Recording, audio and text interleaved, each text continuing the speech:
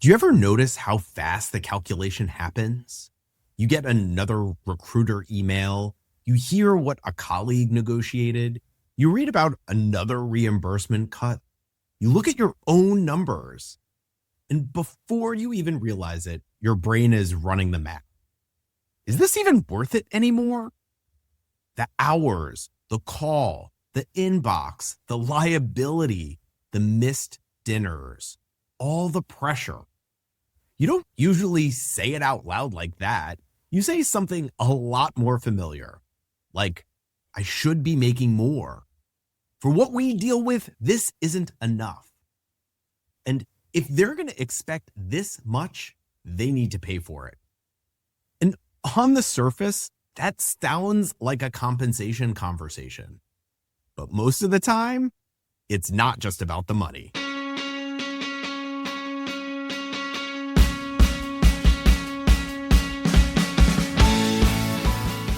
This is the Better Physician Life podcast.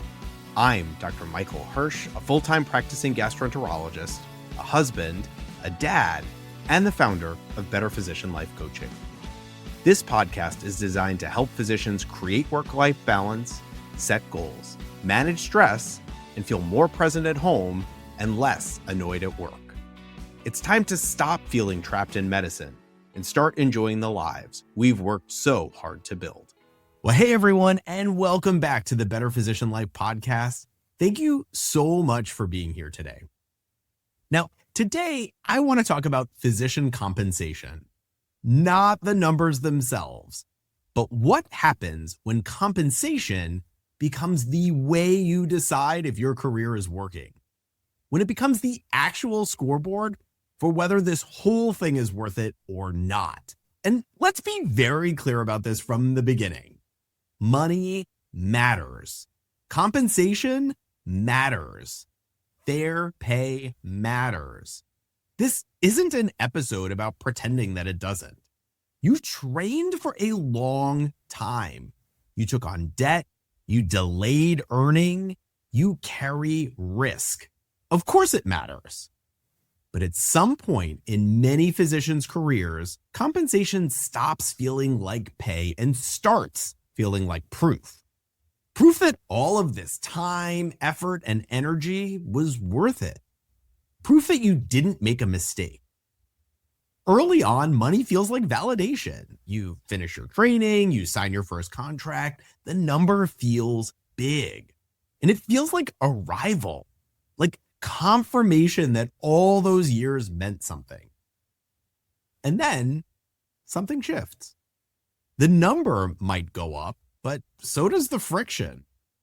There's more metrics, more oversight, more portal messages, more expectations, more volume, a lot less margin. And quietly, the internal calculation starts to change. It's no longer, I'm well compensated. And it becomes, is this enough to make this tolerable? And that is a completely different equation. I saw this exact transition in my own career. I wasn't thinking about fulfillment at all. I was thinking about financial independence and escaping medicine and all of the trade-offs.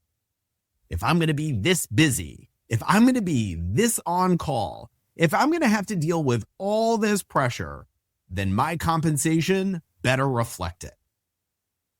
Now, on the surface, that sounds very reasonable. But what I didn't realize at the time was that I had reduced my entire professional life to a financial equation. Money became the only way to decide if I was doing okay. If the paycheck felt strong, I felt fine. If my RVUs dipped or comparisons crept in, irritation wasn't far behind. And if I was asked to do something at work for free, frustration followed pretty quickly. Not because I'm greedy, but because compensation had become the last remaining scoreboard. When autonomy shrinks, you look for something you can still measure. And when you feel second-guessed, or worse, disrespected, you look for something you can point to. Something solid. something that proves you still matter. And compensation becomes the obvious place. Money is concrete, it's clean, it's numeric, it's objective, or at least it feels that way. But here's the problem. If compensation becomes the primary metric for whether your career makes sense, you will always feel behind. There is always someone making more than you, with fewer weekends, with less call, with a lighter inbox.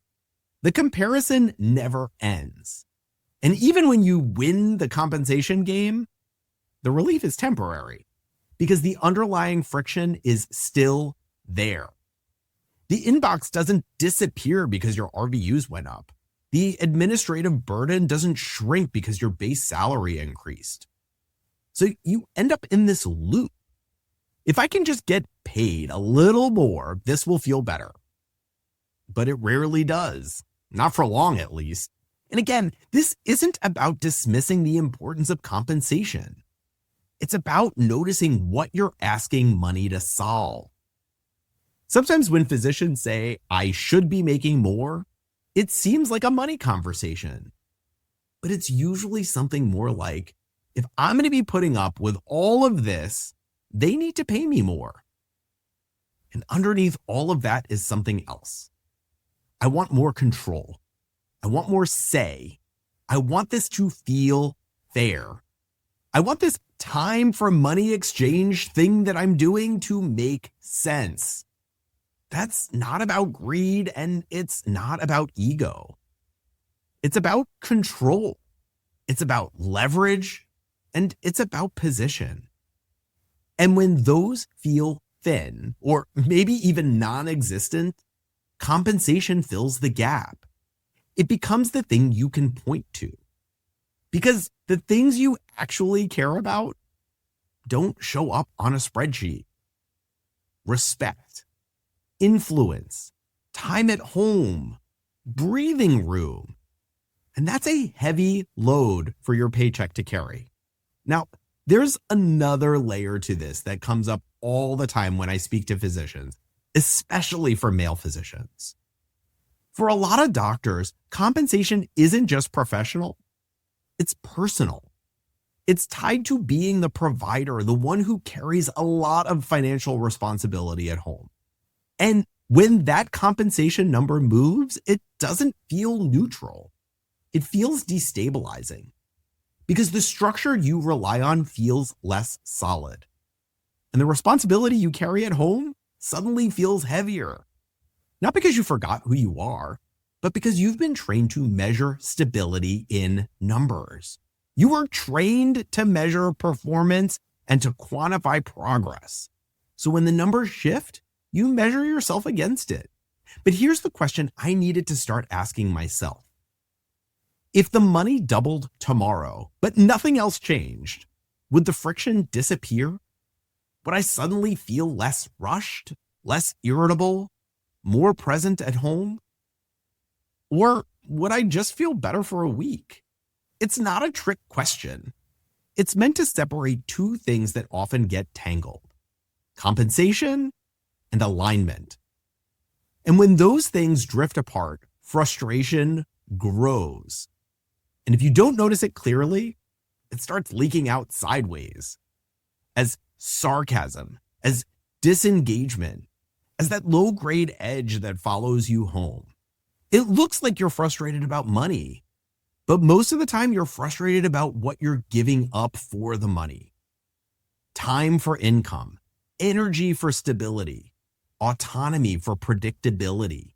So what do you do with that? Not by quitting tomorrow or blowing up your contract, but by getting clear on what actually matters. If money is the only metric, you will chase it indefinitely.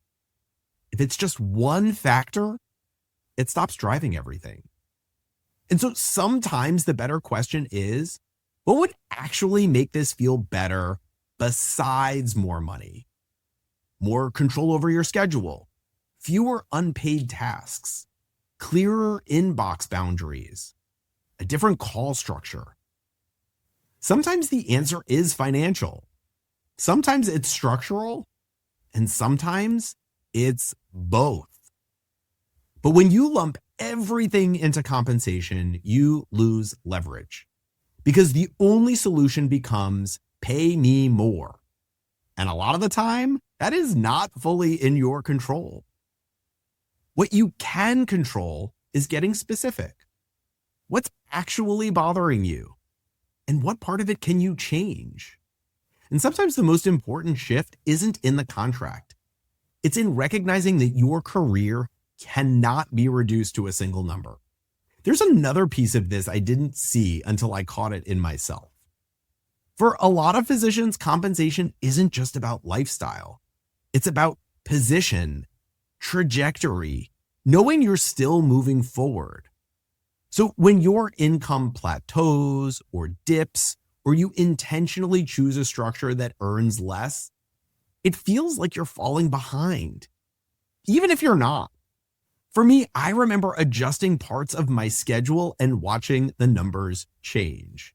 I told myself I valued time, that I wanted more margin and white space in my life, and I genuinely did. But when I looked at my paycheck and saw the difference, my chest still tightened. Not because I needed the money to survive, but because I was more attached to the number than I had realized. It had become a signal that I was succeeding, still competitive, still where I was supposed to be. When that number changes, even by choice, it exposes what you've been using it to measure. Of course it does. In this profession, there's always been a number. Grades, board scores, percentile, case numbers. So when the numbers move now, of course you measure yourself against them. But something has to give. If you push hard to maximize income, something else usually shrinks. And that something is your time. If you protect your time, income might suffer. That's math.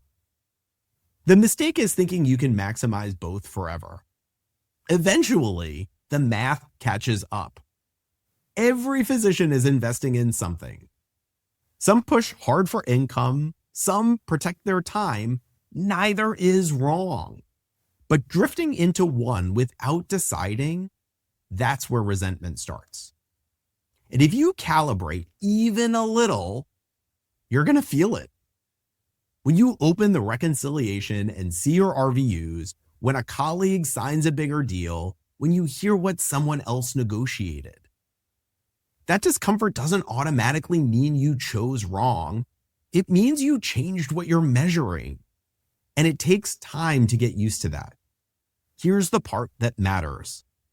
Compensation is a metric, and it's an important one, but it's still just a metric. When it becomes identity, every slight fluctuation feels personal. When it stays a tool, you can manage it. It doesn't get to manage you. And it's less dramatic than you think. No big announcement, just a different way of keeping score. Before we close, I want to offer something practical. If you've ever walked out of work running mental calculations about productivity or reimbursement and walked into your house still carrying those numbers in your head, you know how quickly it changes the tone at home. That transition matters. So I built the 5-minute commute reset for exactly that moment. Not to make you ignore real financial considerations, but to help you leave the calculations at work. It's short, it fits into a drive you're already taking, and it gives your day a clear stopping point. And you can download it at betterphysicianlife.com/commute reset, and I'll link it in the show notes. Because the goal isn't to stop caring about compensation. It's to make sure it isn't the only thing deciding whether your career is working. Money is a tool, and it's important, and it is real. But when it becomes the only way you decide if you're okay, it starts doing a job it can't do very well. You don't need to pretend money doesn't matter, and you don't need to feel guilty for caring about it. You just get clear on what you're actually trying to fix. Is it income Or is it time or control or respect? When you separate those, you have a lot more room to move. And that's where things start to feel different. That's the better physician life.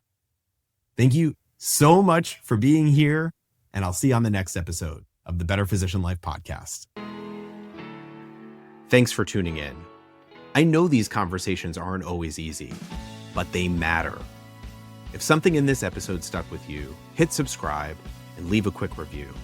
Or send it to someone who seems to be quietly holding it all together. You're not too late, and you're definitely not alone.